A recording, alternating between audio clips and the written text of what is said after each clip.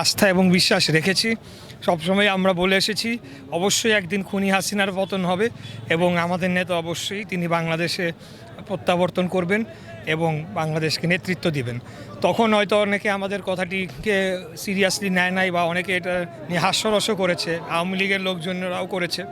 কিন্তু আজকে দেখেন তারা দেশে নাই, তারা পালিয়ে গিয়েছে এবং তাদের নেত্রীর যে এখানে দাফন কি বাংলাদেশের মাটি পাবে কি না সেটা নিয়ে কিন্তু এখন একটা প্রশ্ন দেখা দিয়েছে। এটা বাস্তব সত্য।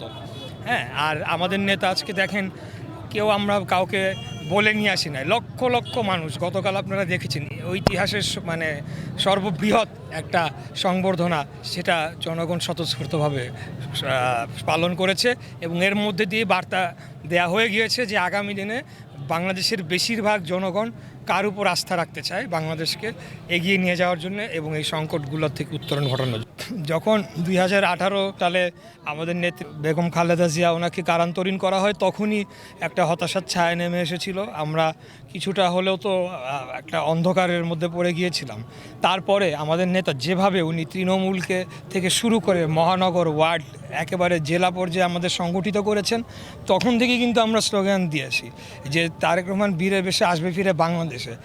অনেকেই তখন এটাকে ভাবতো রাজনৈতিক স্লোগান, কিন্তু আমাদের বিশ্বাস ছিল, কারণ খুনি হাসিনা কি করছে এটা স্পষ্ট দৃশ্যমান ছিল এবং তার পরিণতি কি হয় সেটা ইতিহাসে বারবার পুনরাবৃত্তি ঘটেছে।